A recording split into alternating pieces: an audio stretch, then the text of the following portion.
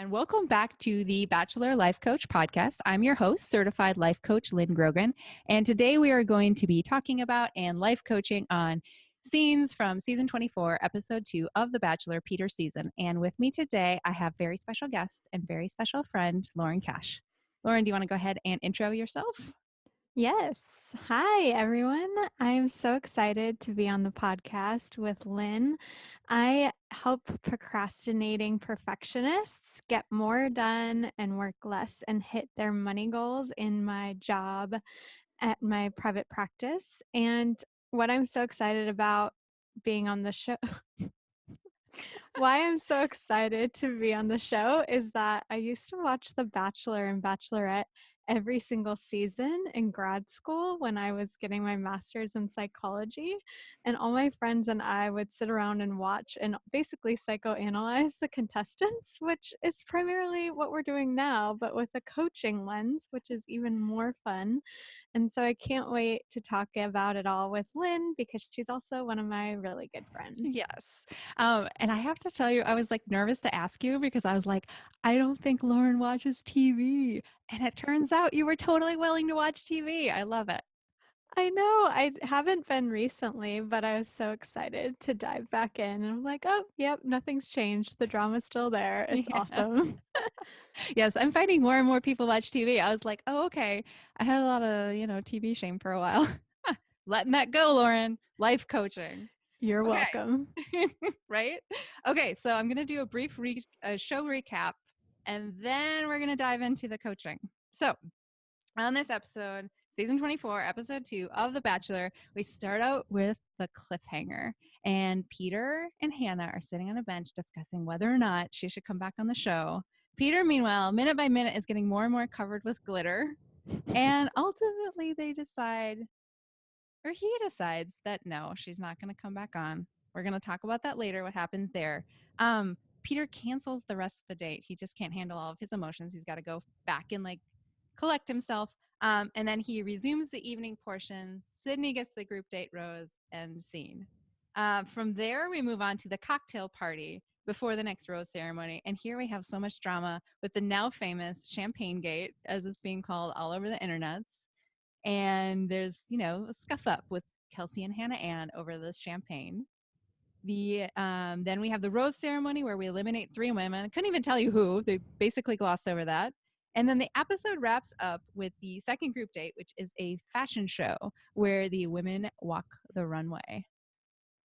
I still feel like I don't understand when they don't end the show with the rose ceremony. Do you I know. remember when it used to end with the rose ceremony? I know. And I was watching previous episodes, and lately they had like previous episodes, they had this deliberation room where they had all the pictures of the women, and then there was ominous music, and they were just picking up a photo and putting it down over and over again. And I was like, I want to recreate that in my life. I just want a deliberation room in my motorhome. Where would that even fit, Lauren? But in spirit, I have a deliberation room. I guess they're just getting better at making decisions. I think so. I think they should bring it back. They should do a throwback at some point, but that's Yeah. my opinion. Are you ready to coach, Lauren? I'm so ready to coach, Lynn. Let's do it. Let's coach. So this time we're gonna theme this. It's like a theme party, but then the worst way. So today's theme is victim mentality, which we see a lot on the show. We saw it last time. We saw it a lot this time, where everybody's playing the blame game. Nobody's taking responsibility for what they're doing, what they're saying, how they're feeling. So they're blaming other people. They're blaming elements of the show, time. They're blaming things like their heart. And everybody's, kind of jumps into this powerless place for themselves. So we will cover that a lot in all the coaching moments as we go through. So I'm going to dive right in. I'm going to take the first one, Lauren. All right. So as I mentioned, Peter in the very first scene, this is coachable moment 1, is covered in glitter talking to Hannah. And, they're expressing to each other. So Hannah is the previous bachelorette, Peter's recent ex-girlfriend, technically. And they both express how they have been just following their hearts. And when they see each other again, of course, all of these things come back up for them again. And we hear various things like Peter saying, I just can't help how my heart feels. I can't help feeling what I do. And like a little bit later, he also says, I'm trying to figure out what the hell my heart wants. And I think I'm really scared that I'm not where I need to be right now for this. And so throughout this entire scene, we see them going back and forth about what their heart wants, which I think is like a pretty common phrase for people. Like, do you hear a lot of people saying that, Lauren? Yeah, I do. Or it's just like what feels right. Yeah, what feels right. And by saying that, it just seems like totally fine. But if you really think about what's going on there, they're basically saying, my heart has an opinion of what I should do right now, and I have no control over that whatsoever. So my heart wants what it wants. And in front of Hannah, like seeing her, he's like, oh, my heart wants this. Right. And I'm sure there was previous scenes where his heart wanted other things. Um, and so here, it's kind of interesting because if you like insert any other body part to there, it's kind of funny, right? Like I was like playing around with this lots of body parts, but like, oh, my stomach just wanted the whole cake. Or my liver just wanted 12 shots of tequila. We could go into like dirty parts, but we'll leave it at that. And if you think about it, it's just kind of like, it kind of sounds silly if you put it that way. Like, oh, my stomach just wanted that. We can kind of see it there. So essentially, here, Peter became a victim of his heart, of what he thought his heart was asking him. And what I'd actually think that is probably Peter was just having a feeling. He saw Hannah having this feeling of desire. And the way that Laura and I both coach is that our feelings are not caused by another person. That other human is a circumstance. They're just a fact. They're just there until we have a thought about them. And Peter probably had the thought, I don't know, what do you think? Like, maybe she wants me back? Like, what else do you think he was maybe Or thinking in that like, moment? or it's just like she's hot, like just attraction, right? Yeah. Yeah. In all of her glittery glory. Like, how could you not? Of course he has desire, especially if they've had history. So he's thinking about like, oh my goodness, I want her. She's so beautiful. Like she's right here. Yeah. Yeah. And like, he probably hasn't done the work to like change his thoughts about her at all. Like, he probably has that same set of thoughts.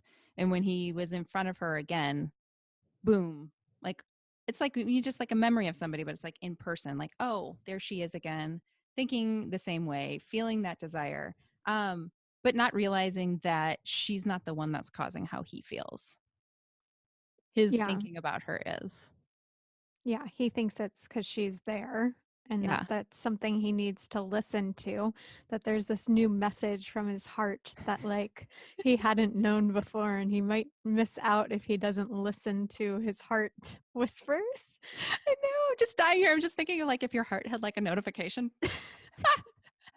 Right? And like with dating 30 women, his heart is probably like bing, bing, bing, like vibrating all the time. And so it's just like he's getting like 50 text messages from Hannah. And he's like, this must mean something. Like, she must really be the one if I am getting all these messages from my heart about this. And I think what's interesting here is just like basically his solution and probably the show's solution is like, oh, if Hannah goes away, like if the circumstance changes and we no longer have Hannah, then Peter can focus on all these other women. And there's like this scene where Peter is just like, I don't know what to do here. Maybe like, maybe I just need another woman to fix this. Like, I don't remember what he says exactly. Do you remember that part, Lauren? I do remember it, but I don't know what he said exactly. But he basically just thinks like, oh, just replace the woman and then all will be fine. And I won't be thinking about Hannah anymore. Yeah, essentially though. And I mean, the problem there, of course, is he's dating like, I don't know, still 20 women at this point. So which one is the band aid? I don't know. Yeah, who knows? And so he can't even control like his processing of his thinking and feeling that he thinks is coming from Hannah being present Hmm. herself. But it's really been like he hasn't processed what he's been thinking about her the whole time. And he probably hasn't even processed his like feelings and emotions from what their history is. So he can't even like go into dating cleanly now. I like that idea of dating cleanly, like just like doing your work. And you can see that like he's still kind of in that, I don't know, would you say dirty space when he Dirty goes dating. dirty dating. I think we're gonna coin a term there, Lauren. Dirty dating. Like he's still kind of in that place when he goes back and talks to them, and he's just like, basically, like, I just can't handle my heart right now. I have to go, and he just misses out on this opportunity to move forward. But yeah, he is struggling to figure out how he wants to move forward here with all of this. If he were your client, like, what would you say to him?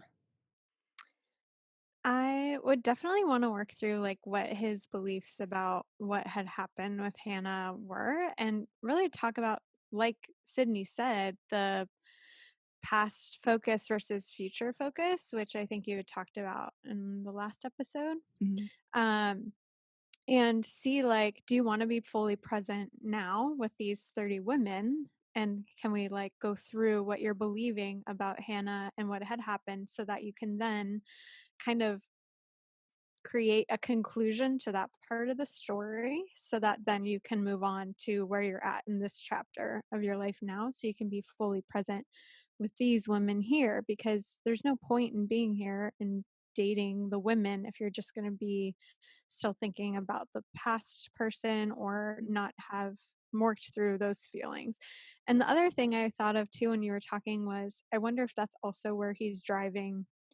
I feel like in this episode he ends up like kissing a lot of women, like Mm. kind of spontaneously.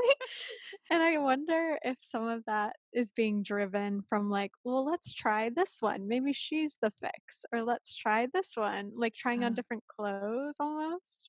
I don't know. yeah, now that you say that, I do see that because, well, he kissed a lot of people the first episode too, Lauren. Okay. But I think you're right, though, is maybe that was driven in the first episode Yeah. by him going, I need to move on. And the way that I move on is by changing my circumstance, by finding a new girlfriend.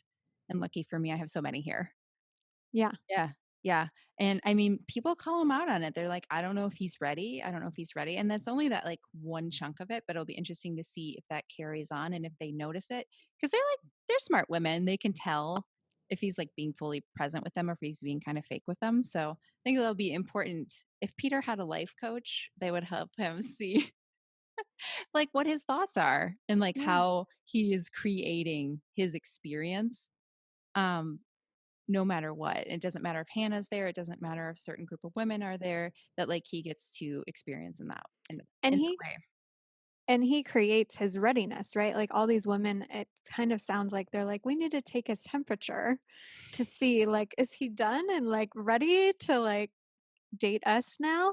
But readiness, where what we teach is ready could be almost like it could be a thought like I'm ready and then feeling like certain, Mm. or it could be ready in an F line. I like, because like, what do I have to think and believe that I'm ready to feel ready to then go and date these women cleanly? Yes. Yeah. I like to put ready in the feeling line, the F line. And then, the thought is let's go. Let's go do it. Something like that. So Yeah. all right, Peter, he's got his work cut out for him. All right, let's move on to the next one. You want to take that? Yeah, and you might have to remind me exactly what happened. But there was drama with Kelsey, which there was a lot of drama this episode with Kelsey. And a lot of my notes from watching this episode had to do with Kelsey. There was one moment in particular with McKenna. I think McKenna was taking the time with Peter. Am I remembering that right? Yeah, And basically, McKenna just went and pulled Peter to the side, but Kelsey thought that there should be some sort of order to things. And yes. since, yeah, anyway, yeah. Yeah, so we see here like a lot of the time scarcity coming up again with the contestants. You see it a lot of the episode and both episodes really, where they're really concerned about the amount of time that they're going to have with Peter. And they think the amount of time that they have is correlated with their outcome of being able to be the person either initially chosen for a rose on a date or uh, like finally at the end of the season being able to be the one that is the one that Peter wants to be with and wins the Bachelor, basically. Which sounds so weird. I know. I'm going to go win myself a husband, Lauren. Yeah, I'm gonna win the final rose. But it seems like they're thinking if I just get more time with him, then he'll have a greater likelihood of choosing me. And so they go around thinking they're not getting enough time and they're looking for all the ways that they're not having enough time and who's stealing this time from them. And so Kelsey gets really upset because she thinks that McKenna's being disrespectful and that it's a big deal that she's like taking this time from her like allocated amount, I guess, that she thinks she should have. But if Kelsey were in complete confidence that Peter was going to see what Peter needed to see in her and her character in order to choose whether or not she has a rose now or in future episodes or at the end of the show, then she wouldn't be concerned about the time. She could believe that there's totally enough time in every moment, even if it's just a small sliver of a moment with him, that she could be fully her and he would see that. And then he might even invite her to more time if she ends up being something that he's interested in that small moment. But instead, she basically sabotages herself with everything she does in this episode. So the like time scarcity turns on her, and I'm guessing we'll probably see that she ends up having way less time on the show in the long run because she's acting from this fear that she's going to run out of time. And the other thing is that she blames a lot of people for the amount of time that she's getting. So she thinks that it's not under her control and that McKenna or whoever else can steal that from her. And she acts like a lot of her emotions too are being controlled by what other people's behaviors are. Like she could be disrespected by somebody and feel that disrespect because of somebody's actions. And what you and I teach is that we can't feel anything from what anyone else does or even the time. We can't actually feel something about how much time we have with somebody until we have a thought about it. And so we see that a lot with Kelsey um in this part of the season. Yeah. And I think too is like I think they forget that time is a mental construct. It's not like a real thing that exists. Like we as humans have created time. Yeah. And that's something we forget. And I also wonder in watching this, like, how much time does one need to secure a husband? Like, what is it, like an hour?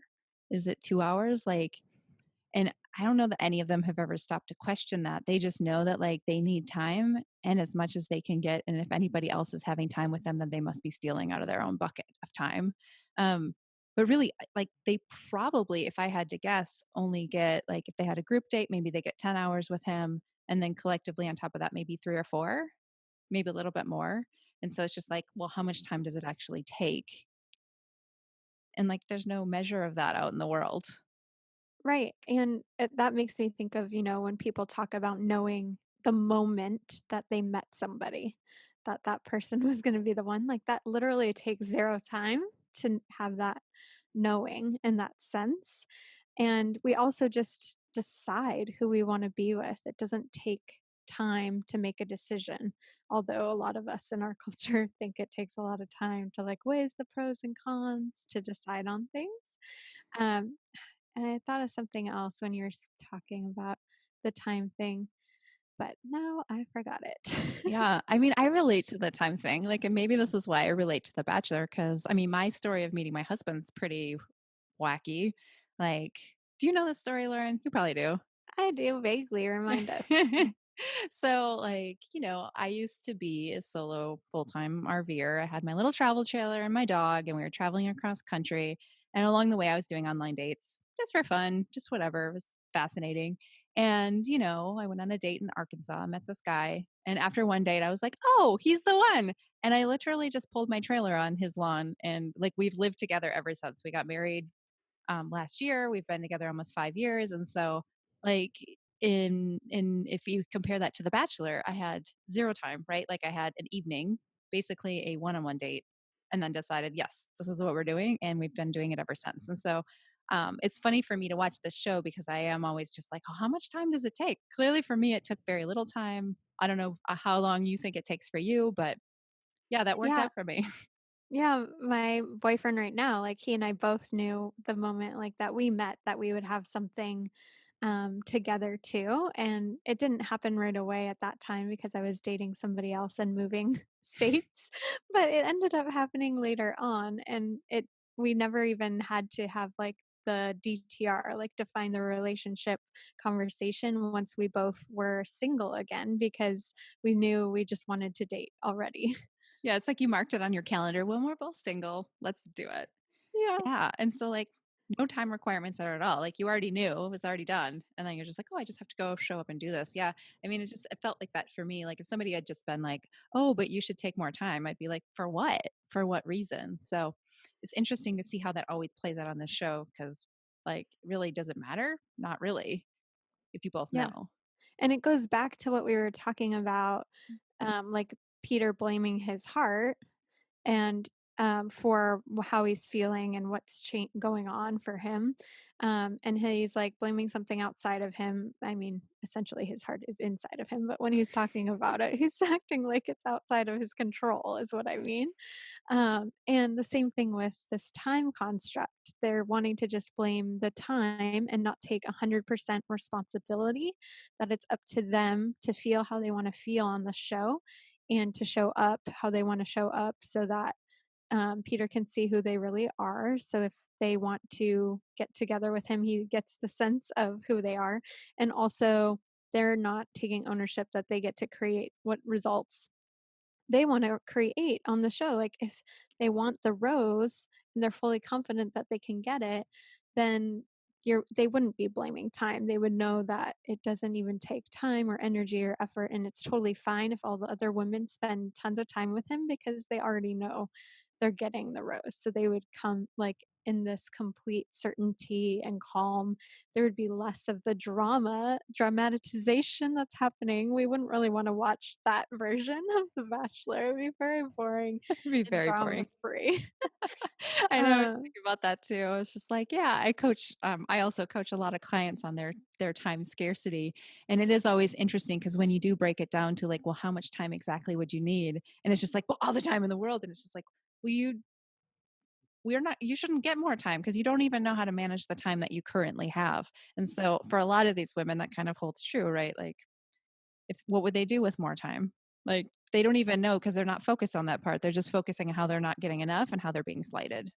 yeah, and something I also think is interesting is that they're so concerned about the time or blaming other women for not getting the time or all these things. And they're not even they're not being themselves, but also they're not even seeing, like, would I be interested in Peter? Like, do I like him? Like, they just already are resigned to the fact that they need to do something, basically just get more time with him or like show off or perform in order to get a rose, but they don't even like see this as two sides. Like I'm also seeing if Peter is who I want to be with too. Yeah. Yeah, it goes back to that dirty dating. Like they're just Yes. not clean about it. I want to call the episode that. Dirty dating. Woo! All right. So let's go on to we're actually going to combine 3 and 4. We're going to do a time skip if we're going to talk about time. Like we're going to talk about Champagne Gate, which is Kelsey. We have Kelsey again causing drama. She set up this beautiful champagne scene for Peter. It was a champagne bottle she got on her birthday. She was saving it for a year and a half. Very special to her. She thought it symbolizes love and marriage, which I don't know about that. But anyway, we'll go with it. And then what happens? Dun dun dun. Hannah and Peter sit down thinking it's their champagne and they pop it open and drama ensues. Like we hear the pop and then we see Kelsey's like complete meltdown. And I think what's so funny in that moment is like kind of what we are talking about before, like a circumstance is neutral. It's not good or bad. Like the circumstance here is hear champagne pop. And Kelsey is immediately like, somebody has wronged me. That's my champagne. Rage. She goes into rage mode. And all the other girls we see are like, no, no, no, it might be neutral. Like, we don't know what happened. We don't know who's over there, right? We see them trying to calm her down. But immediately Kelsey jumps into this belief that somebody has wronged her. Maybe she's already primed because of McKenna. She's already in that mindset. And she's out for blood, right? She's like, who's wronged me? And she's just kind of stomping around the house trying to figure it out. And we see her taking that out on Hannah Ann. She's assuming that the reason she's feeling this rage is clearly because somebody else has opened her champagne bottle. And how would she feel any other way? She has been wronged and she wants everybody to know about it. Very fun. Lauren, what did you think about this? The scene was the most fun. I really liked how dramatic, like, her hearing the champagne pop from the other room was. And if I like to think too, like, if she didn't have language for, like, what that noise was, like, if she didn't think that it was a champagne bottle, if it could have just been, like, another noise, she wouldn't even have made that mean, like, "Oh, it's a champagne bottle," and then, "Oh, it's probably mine," and then, "Oh, somebody is sabotaging me in my moment." And I also love that it's from Iowa. I just laugh so hard that she's like, "This very special champagne from Iowa," of all Right? places. It's not like we went to where's champagne from again? I don't know, France, maybe? France, yeah. But she's not like, "I went there and had the" I don't know. It was really funny. Anyway, yeah, but then she, like, goes into this rage fit because she's believing that Hannah Ann had some ill intent and was trying to completely destroy her, and then she ends up destroying herself by the way that she, like, goes into this rage fit and melts down like it's the end of the world.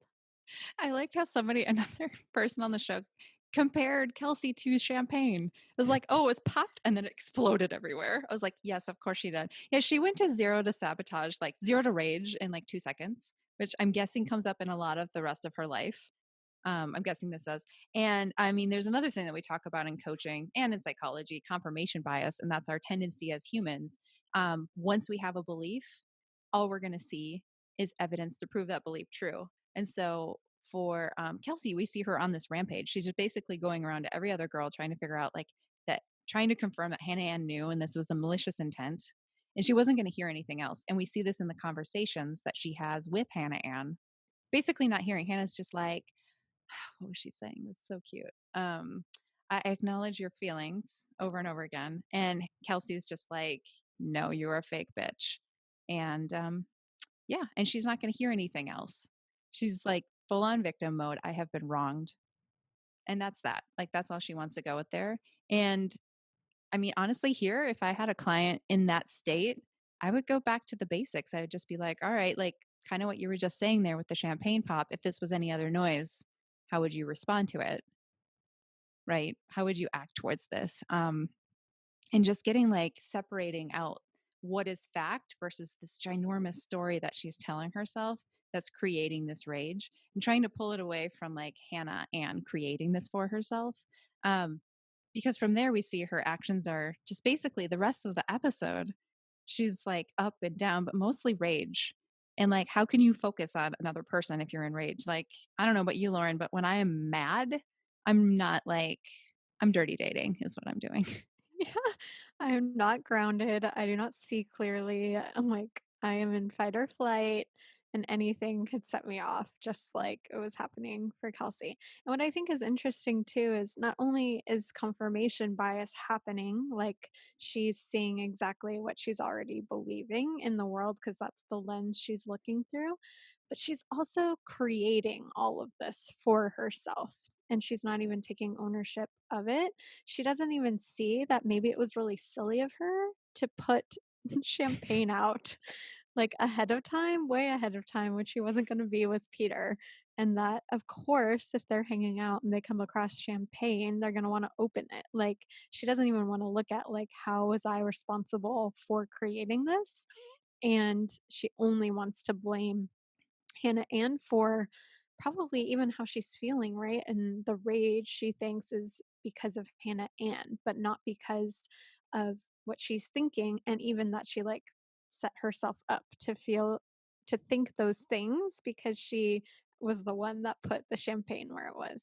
Oh, yeah. She's like on red alert, essentially. She's just looking for anybody to wrong her at this point. Um, and it's interesting, too, because I was like, even if Hannah Ann had admitted to it and just said, oh, yeah, I totally knew that was yours and I popped it open, she's still going to feel rage. Yeah. Like maybe she'll feel like a little bit more righteous about like having it. She'll just be like, oh, yes, I'm right about this now. But there's really no upside to this attitude that she has, this experience she's creating for herself. Because even if the person she thinks is a villain admits to it, she's still going to stay in victim mode. She's still not going to be focusing on Peter. Um, and she's still going to be creating the same kind of experience for herself. Yeah, I even loved the part where she, like, runs away into the room, shuts the door, and then Peter tries to come after her, and he's, like, asking to talk with her, and she tells him no. So she's, like, finally getting the, like, attention that she thinks she wants, and then she doesn't even use that, so now she's actually pushing him away even more and actually, like, visually now with a door. With a door, right? Like, what kind of message does that send? And also, she's just been complaining about not getting any time with him. So you're totally right. When she slams that door, it's like, you're not getting any more time. You just were offered a time when it could have been this kind of vulnerable bonding moment. Like, oh, yeah, I had a temper tantrum because I thought somebody stole my toys, essentially. But I mean, she's like, it could have been this moment with Peter where he's just like, hey, what's going on, buddy? And they bonded. But yeah, she slammed the door because it was more important for her to be in the rage and blaming Hannah Ann than it was to connect with Peter. Like she's totally lost the plot here. Yeah, because if she would have believed that that was not Hannah Ann's intention, and she took 100% ownership that she put the champagne there and that there was no way Hannah Ann could have known that it wasn't for them, then she would have been able to be like, "Oh, yeah, I should have not put it out. Bummer. Oh, well, now I can just tell him what this meant to me, and we can move on and actually have a lot more time together and show up how I want to show up with him rather than throwing a temper tantrum and like closing the door." Which I know I've maybe done once or twice before. I never have ever. Ever. Never. I Just did it kidding. yesterday. I've never gotten out of the car and yelled and run away. I've never flipped somebody off and stomped off. None of that. No, Nope, we are perfect never. humans. Well, I want to talk about like the flip side of this too, which is at the very end of the episode with Hannah Ann, right? Like, I think what's fascinating about this is not only does Kelsey think she's a victim, Hannah Ann thinks she's a victim, right? That And was they're both so each other's. fun. It was so fun. It was just like, who's right here? You can't both be victims. I guess you can, but like, also no upside. Her approach to this is interesting. Do you remember that part Where where she she says, says that Kelsey's being a bully. yes? Specifically, what I think I wrote it down. Tell us. Oh, let's find Remind us this. the Oh, exact yes. word. Hannah Ann has defined bully for us. And Oh, she says, yes. a bully is someone who tears someone else down and rips them apart. And she, Kelsey, accomplished that. And What does so that even mean? I know. What is she tearing? And like, what is she ripping? Like clothes off? That would be fun. Well, maybe. I don't know. But like, We'll write the Bachelor and let them know. like we need to put your money where your mouth is, people. Um, yeah, so Hannah Ann here, and I don't know like if this was conscious for her, but I mean, in some ways it almost seemed like I'm gonna get closer to Peter by telling him, oh, I am a victim. Like she's basically doing what Peter was trying to do with Kelsey, which is like, hey, I want to come in the bathroom with you while you're weeping. And basically Hannah walked through that door. She's just like, oh, I was bullied. Like I was a victim here. Can you fix it for me? And she's looking for Peter, like instead of owning it and taking that responsibility that we've been talking about and saying, oh, well, everything that Kelsey did and said is neutral until I have thoughts about it, until I tell myself a story about this. But really she's attributing doing the same thing as Kelsey in the way that she feels. I don't know. Probably not rage, but I'm guessing like confused or sad. What do you think she's feeling in that moment? Probably something Good more question. negative. Yeah, I'm not sure. Wronged? Yeah, maybe like injustice or something. Injustice. Yeah. And she's thinking, and she's like saying things like, I've never been spoken to like that before. This is unacceptable. And Peter listens to her. He agrees and says it's unacceptable. And then he goes and he talks to Kelsey. And I really think in that moment, Peter truly believed that one of them was going to say that they were wrong. Mhm. And no, No one owns it at all. And no. It's funny because Hannah Ann believes that somebody can rip you apart, which I'm like, what does that how could no one can ever do that because people can say as many words as they want to say to us, but until we have a thought about that or believe them in some way, it can't do anything to our emotional state or how we behave in the world. Yeah. And I mean, she's just making herself powerless. Like Hmm. here she was actually, I mean, as perceived, a power position. People are like, she's always winning. She gets everything. Peter seems to like her. And she almost tears herself down by doing this because she's like, well, wait, I'm weak too. Pay attention to me. And also save me. And so we want her to, like, she's asking Peter to do the work that she should be doing herself, which is realizing, like, hey, it's okay if somebody's wrong about me. It's okay that Kelsey's wrong. She's obviously got her own business going on here. Um, but, like, something about that causes a lot of tension for her, thinking that somebody's wrong about her. And I don't know what that's all about.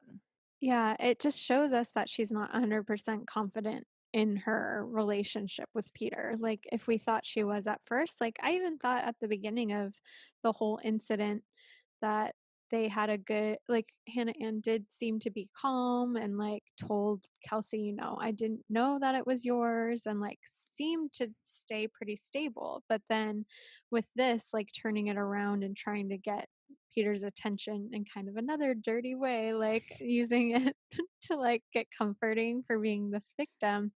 It shows us that she's not 100% confident in who she is because people like Kelsey could say anything they want to her throughout the entirety of the show, and she'll know that if she knows who she is for sure, they could be wrong about her, and that's not a problem because she's so confident in who she is and that she's being that person in front of Peter.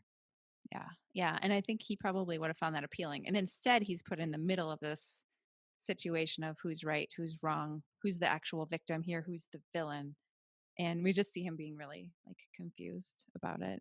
I think there's like I can't remember the exact quote from The Big Leap, but there's that quote about like and any argument is just two people running to get the victim role the fastest. Yes. It's something Yeah. like that. And like that's kind of what happened here is that they were just like, "Oh, I think victims get the prize." And that is never true on the show.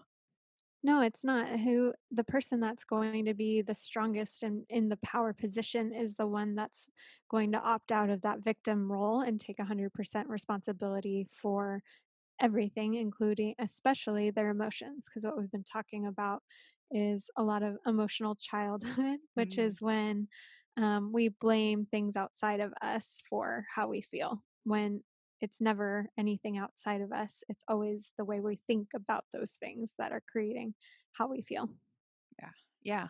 And so it'll be interesting to see like how this I saw clips from the next episode. She's still very upset about it. So she's obviously holding on to that. Um, and, I mean, in that moment, she could have just been like, oh, Kelsey's just very confused. She's a very confused woman on this show. And Peter would have been like, okay, carry on, right? Like, Kelsey's obviously the hot mess. But now I think he's thinking, like, okay, there's drama here and like she's causing it. So I don't think it raises either of their chances on the show because now the next time, like if we think about the time that they're going to have with Peter moving forward, they're going to be talking about drama with other people, other people's business instead of their own relationship. And they're not going to be building their relationship. They're going to be talking about all this other stuff. So it's great for us as viewers, not great for them as contestants. Yeah, they just keep distracting themselves with all this drama that has nothing to do with like, do I like Peter? Does Peter like me? Are we building a relationship? None Clean of that. dating. Shall we move on to the last one? Let's do it. Fashion show. Fashion show at lunch. I love that you know that, Lauren. I love that. Okay, so we legit have a fashion show. Okay, so fashion show at lunch. Maybe it was lunch or dinner. At group Um, date? at group date, fashion show at group date. Oh my gosh, this was like Victoria F drama. It's finally somebody else's drama on this last group date. And so we have Victoria F. Well, okay, so all the ladies are supposed to be competing in this fashion show. And Victoria F has this idea about herself that it's factual that she's meek and not confident and shy and is never noticed. And so she thinks this is very true about her. And so when she's asked to go on stage and present herself, she just has a meltdown and she's just like, I can't do this because I don't know this like character because of who she is. She's not able to do this. And so for the entire thing, we just see her just so afraid and just so terrified to go up on the stage and just like not conveying any sort of confidence. Um, and I think what was most interesting about this, like we could talk about that side of insecurity on her, but when she gets on stage, it's like this 180. Like even Peter calls it a 180. And then suddenly, like I would not have guessed that in the world. Like, would you have guessed she would have walked on stage and just been like, voom, va va va voom, vixen? Like what? Insane. And so yeah, so she gets on stage and like the first one, she's just wearing her short shorts. She walks down the stage. She's winking. She's very confident. I thought she was a model. In that moment, I was like, maybe she's modeled before. And then the second time she comes out, she is wearing lingerie, like pretty racy. And then she gives Peter a super long kiss.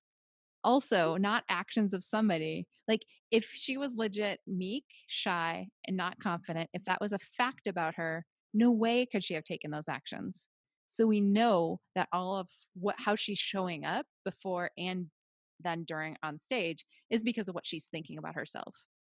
And my guess is that before she's just thinking like, I'm just not this type of person, like I'm not going to be noticed. And then she gets on stage and I think the actual thought that she told Peter. Like later, Peter's like, what happened there? Like, who is this person?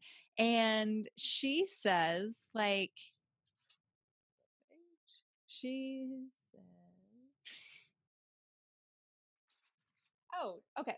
She says, like, oh, Peter, like, I just thought about you. And I Yeah. was like, oh, I can finally be noticed. That's what it is. And her thoughts changed.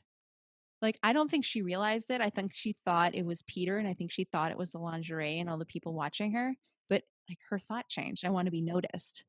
So I just thought that was fascinating how we have somebody who could change so much. It'd be interesting. Like I wish I could watch her reaction to watching that because it was like dramatic how much she changed. Like what did you think about that part?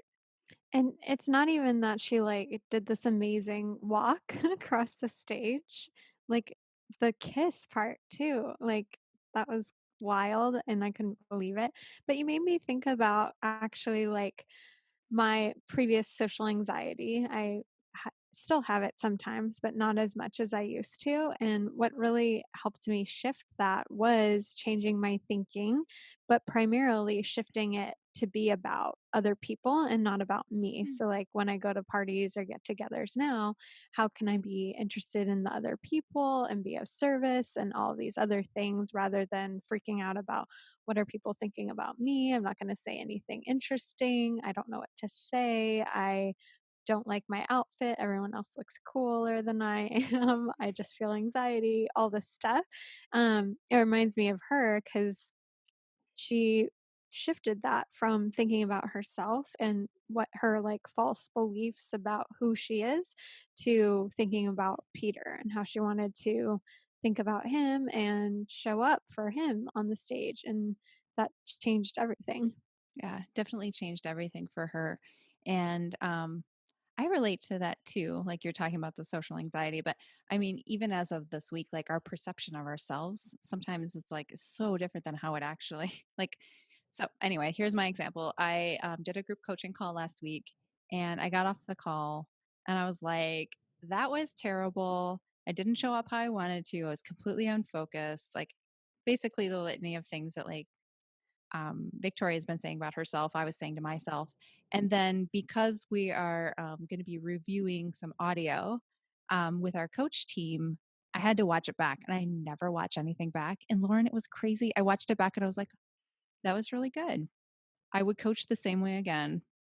And it was totally fine. And it was just like, it felt like a 180. It felt like the same thing. I was like, whoa, who was that person before that was so immediately harsh? And how is it possible that like just rewatching it today, I guess I was like out of the thoughts that I was having with that previous group call, obviously. Um, but it was crazy to like witness my brain being so mean to me, like so mean in that moment. And I can see how easy it is. Like if you're not managing your mind and learning all these tools, like to stay in that and to stay like she could for the rest of her life believe that she's shy, meek, not confident. Um, and she could just hold on to that. Like the reason that would be because she would be keep thinking the same thoughts over and over again, which would be getting her the same results in life.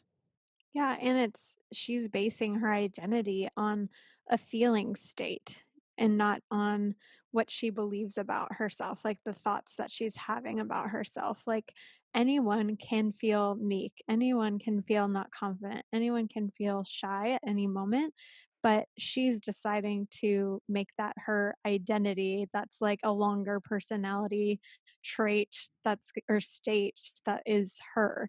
And we're not our feelings and we're not what we do.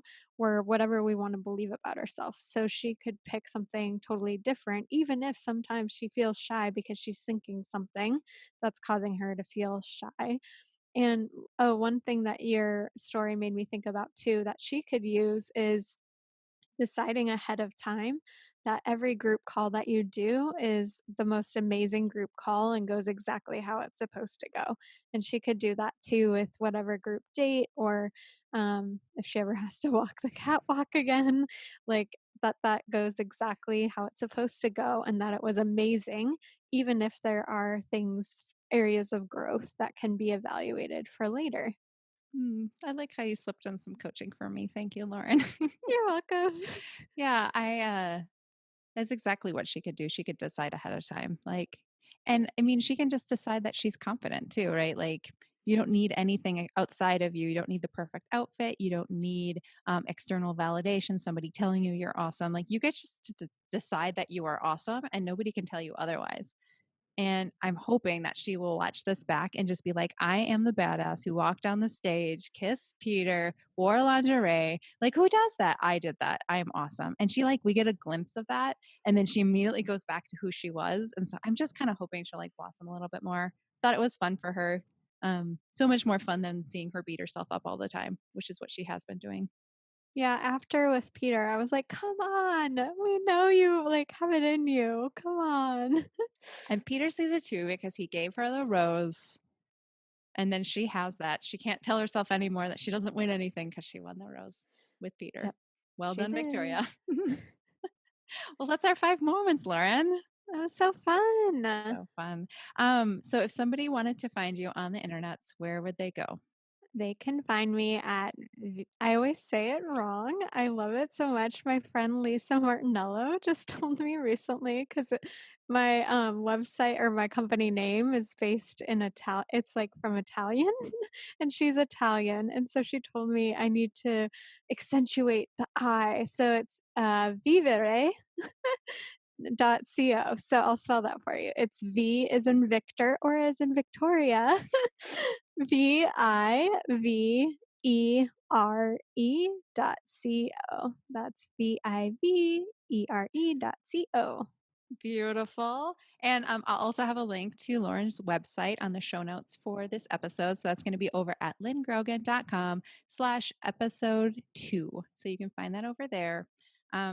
And you should because she's amazing and she's an amazing coach. So thank you for coming on the show today, Lauren. Thank you so much for having me. It was such a blast. Yay.